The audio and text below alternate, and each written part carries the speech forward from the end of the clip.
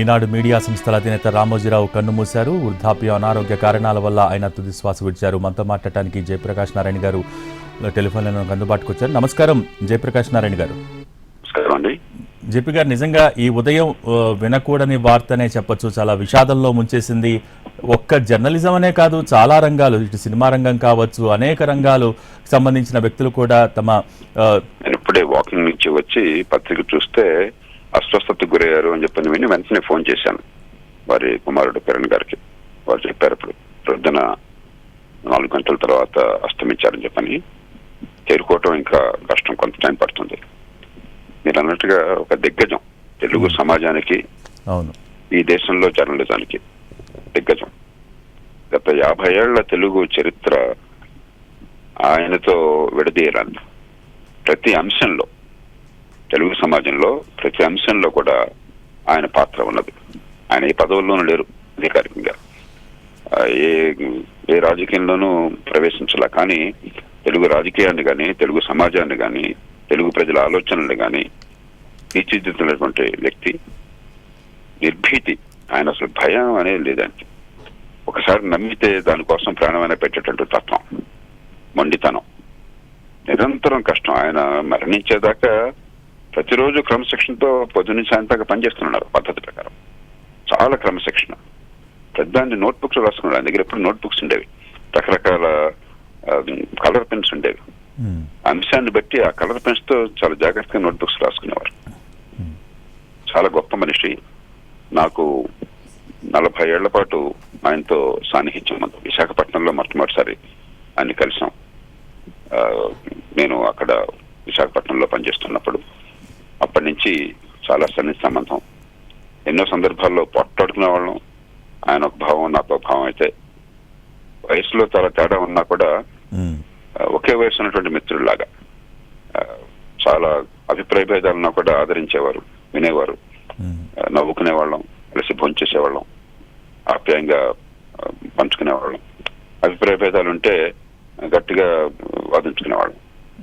కానీ ఎప్పుడు కూడా అని ఏ అంశం మీదైనా సరే సమాజ హితం, నిజాయితీగా వాస్తవాలు చెప్పాలి.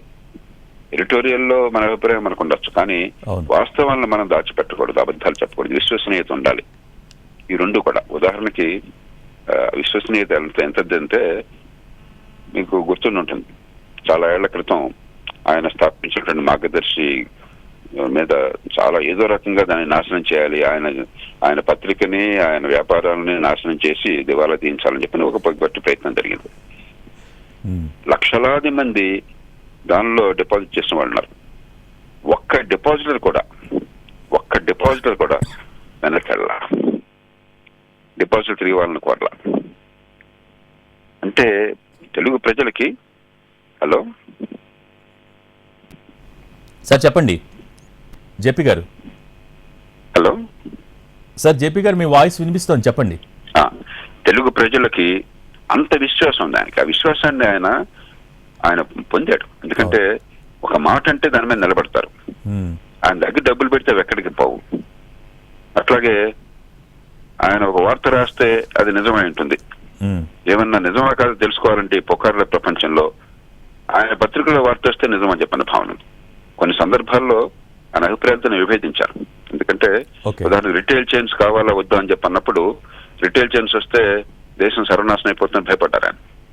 నేను గట్టిగా వాదించాను, వ్యవసాయ రంగం బాగుపడేలా అని చెప్పంటే రిటైల్ చైన్స్ వచ్చినట్టయితే రైతుకు ఆదాయం పెరుగుతుంది, వినియోగదారుడికి ఖర్చు తగ్గుతుంది అని చెప్పి వివరించి చెప్పాను. ఆయన బలమైన భావజాలం ఉండొచ్చు, కానీ ఎప్పుడు కూడా జనహితం, సమాజ హితాన్ని కోరుకున్న మనిషి. సమాజం కోసమే మనం ఉన్నాం, మన పత్రికలు ఉంది, రాజకీయం అందుకోసం ఉన్నది, వ్యక్తుల కోసం కాదు అని చెప్పని నిజాన్ని పూర్తిగా నమ్మిన మనిషి, నిర్భయంగా ఉన్న మనిషి. మనం చాలా కాలం పాటు తెలుగు సమాజాన్ని ఆయన ప్రభావితం చేస్తారు, ఆయన స్మృతి ప్రభావితం చేస్తుంది. నేను అశ్రునయనాలతో ఆయన స్మృతికి అంజలి ఘటిస్తున్నాను. ఒక గొప్ప మనిషిని 50 ఏళ్ల పాటు భారతీయ సమాజంలో, పత్రికా రంగంలో, తెలుగు సమాజంలో, జనజీవన రంగంలో అన్ని రకాలుగా మిళితమయ్యి ఒక జాయింట్, ఆయన ఒక కలోసస్. అంత గొప్ప మనిషిని కోల్పోవడం బాధాకరం. సరే, వయసు రీత్యా ఇవాళ కాకపోతే రేపైనా తప్పదు. కానీ మనుషులు పోయినా కూడా వారి ప్రభావం, కానీ వారు ప్రతిపాదించిన విలువలు, వారు బతికినటువంటి జీవితం తలెత్తుకని ఏనాడు కూడా ఎవరిని యాచించేవాడు కాదు, ఏనాడు ఎవరిని అర్థించేవాడు కాదు, ఏనాడు ఎవరికి తల వంచేవాడు కాదు. అంత అధికారానికైనా సరే ఆయన దగ్గరికి ఎవరిని వెళ్ళవలసిన కానీ ఆయన దగ్గరికి పోయేవాడు కాదు. ఆ ఆత్మగౌరవం అవన్నీ కూడా మనకి ఆదర్శాలు. ఒక గొప్ప మనిషిని కోల్పోయాం మనం. నేను ఒక గొప్ప మిత్రుడిని కోల్పోయాను, నాకు శ్రేయోభిలాషిని కోల్పోయాను. నేను అశ్రు నయనాలతో అంజలి కట్టిస్తున్నాను అన్న స్మృతికి. థ్యాంక్ యూ జేపీ గారు, థ్యాంక్ యూ.